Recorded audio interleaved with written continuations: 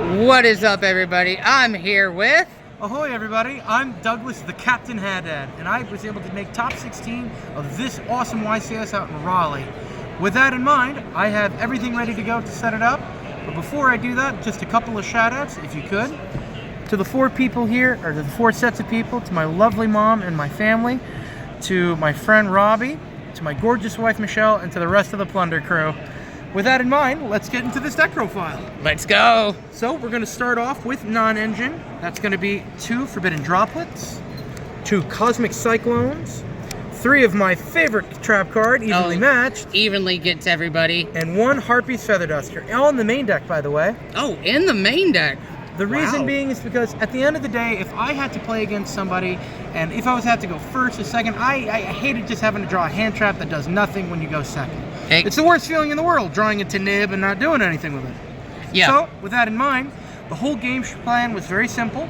Either use the Runick cards to break apart the board and gain control of the game over time, or break them entirely with these particular board breakers and keep on plundering.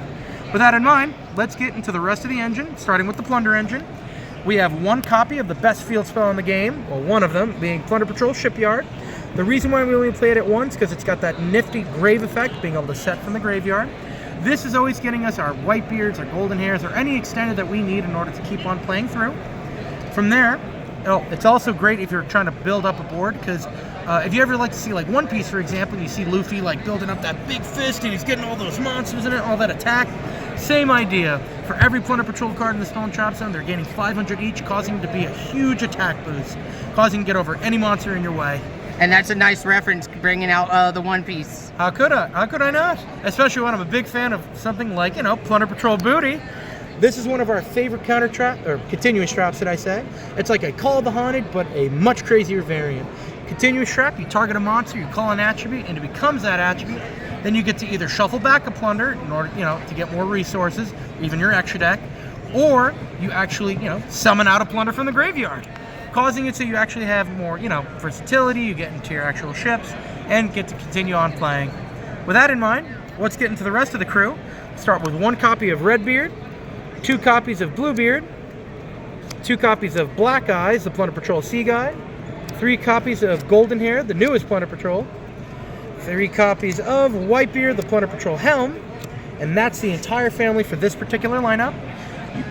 To give my reasonings, 3 of each in particular tuner. As long as you draw one of these 2 and any of your Runick spells that can summon out an actual Runick monster, you're able to combo and keep on moving. And with that in mind, the rest of the Cask, I like to keep these guys at 2 each. This is always drawing you more, and this is always getting you more recursion with more monster bodies on the field and getting cards in hand. Kind of like refilling your cannonballs once you're out of ammo. Yeah. And with that in mind, the 1 copy of Redbeard, a lot of people like to argue you should play more than 1. Unfortunately, for right now in this current format, more than 1 could end up being a little bit of a brick, so we like to be safe and just playing as the one of. With that in mind, that seems to be our Plunder engine. Now we're going to go down to the final engine down here. I will be honest, not a lot of people like it, but I can understand. I already see the card that you're talking about. Yep, Runick Fountain. So 2 copies of our Runick Fountain for our Runick engine, and then we have 3 copies of Freezing Curses, Destruction, Flashing Fire, Tip, Slumber, and 1 copy of both Smiting Storm and Dispelling. So these particular cards are kind of like what is arming our Plunder Patrol monsters. They're the reason why we're able to go out, interrupt a bunch of board states that are being presented and being able to play.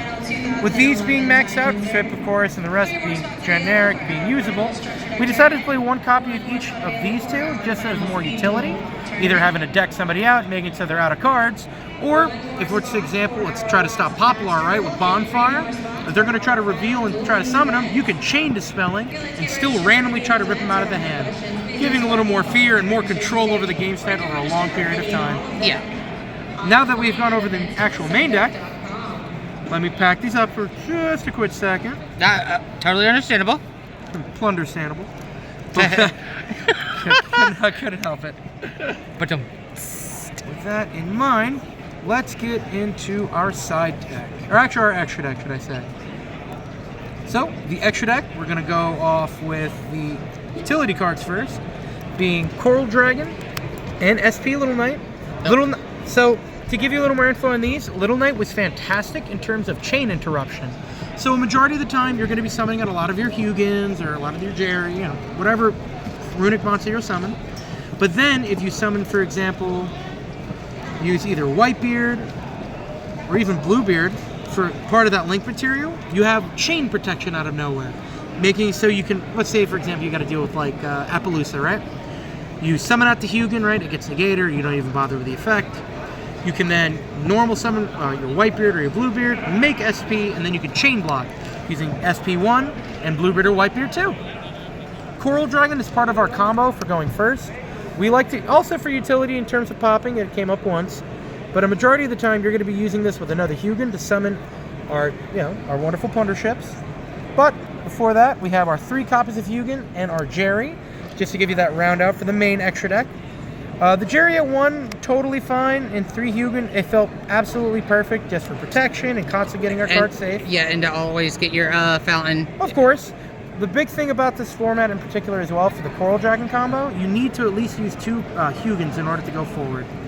With that in mind, as soon as you synchro summon your second Hugin and your Coral Dragon, you're supposed to be getting our 1 copy of Plunder Patrol Ship Yord.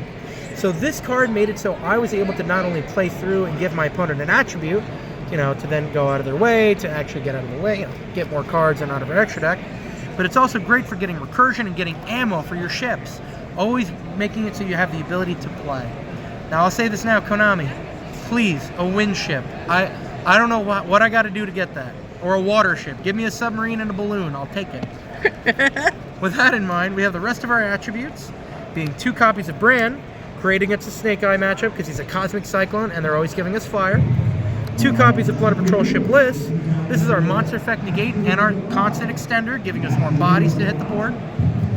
2 copies of Plunder Patrol Ship Moiric. This is what we like to call as the Karma Cut, being it's a quick effect, banish an effect monster and get either our field spell or our trap card. Oh wow.